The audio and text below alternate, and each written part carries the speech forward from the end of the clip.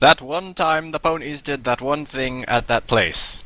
Inside of the town in which the ponies lived, the weather was neither splendid nor horrid on the specific day that the story describes. After some general chit-chat between the 6 friends, all of whom belonged to the pony species, they came to the conclusion that a certain activity must be carried out before the day's end in order to engage in the act fun.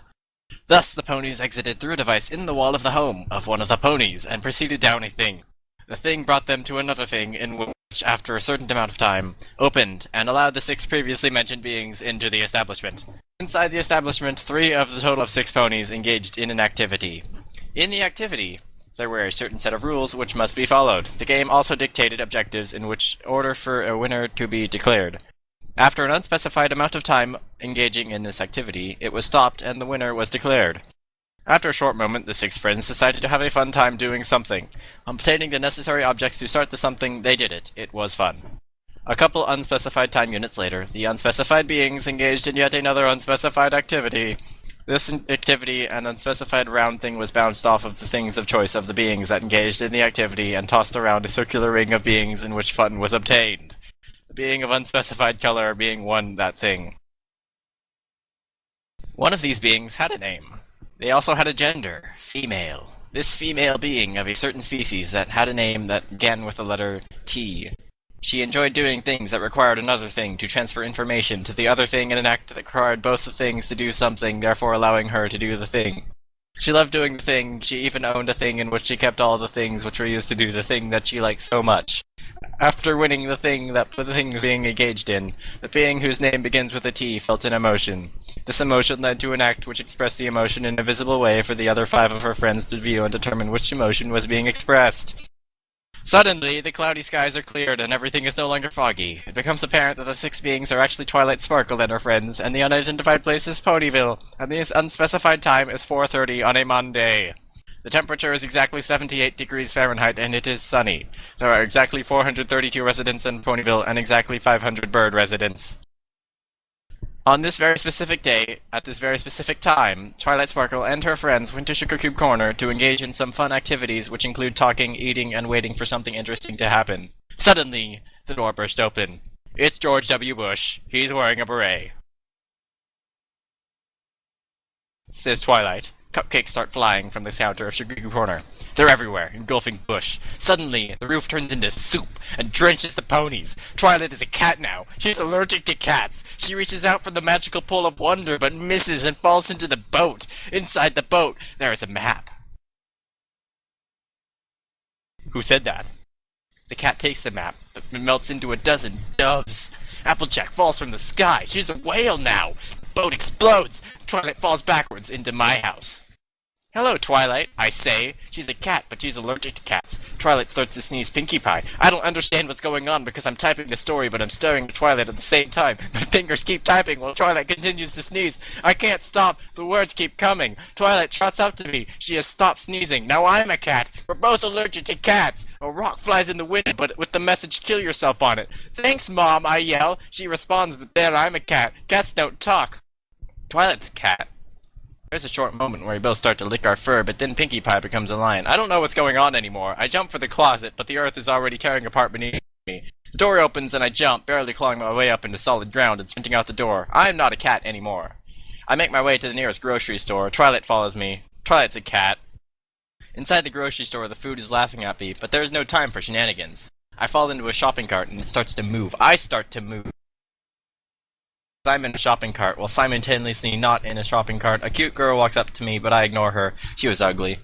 4 minutes later, I'm outside the store with Cat Twilight, and we're both singing the same song. Twilight is a little flat, but the cars are going about 120 miles per hour, and there's no time to stop. We sprint across the highway. Twilight is a cat. My socks start to fall off. I'm allergic to socks. I start to sneeze, but I only manage to spin around in a circle. For a moment, I'm marmoset, but then it fades to gray, and I'm back to being a human. Twilight jumps into the portal, and what the hell is going on with this story? I don't know.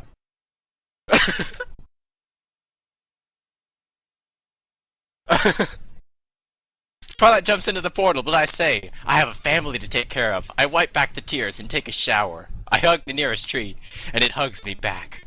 There's no time to waste. The storm is coming. I run as fast as I can. My heart is pumping. There aren't any streetlights, but that's okay, because I brought my jar of fireflies. It's not night yet.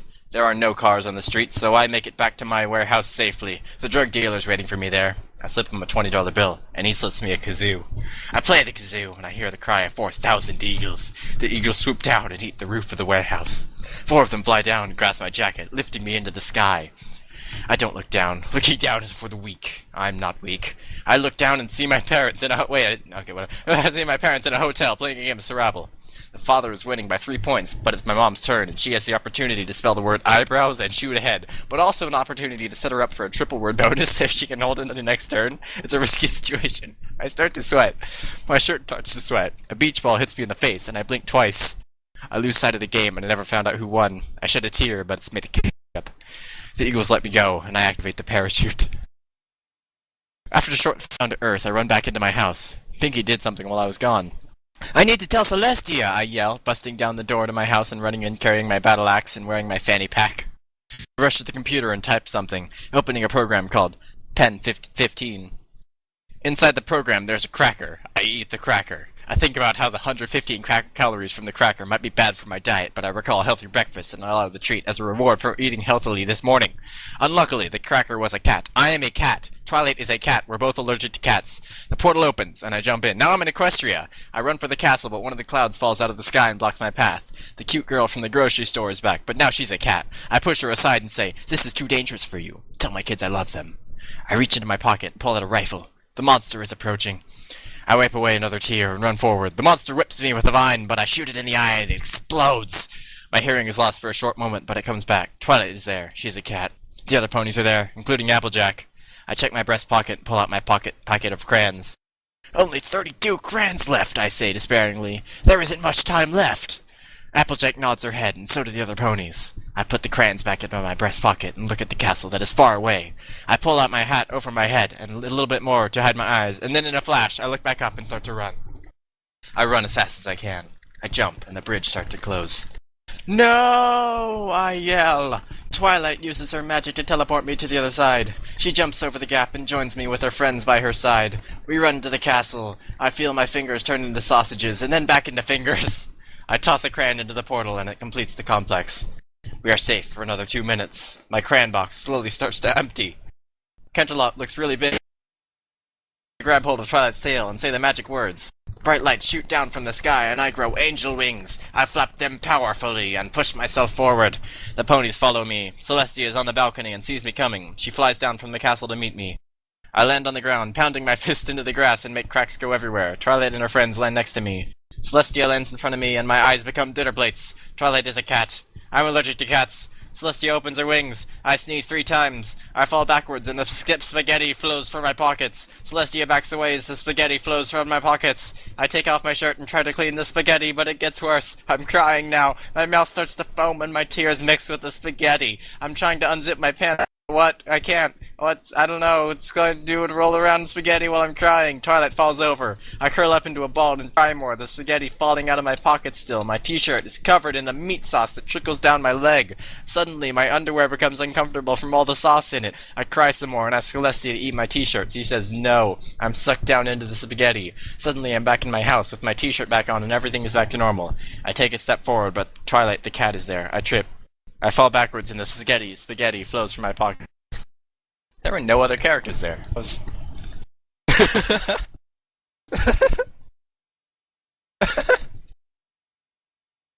I don't...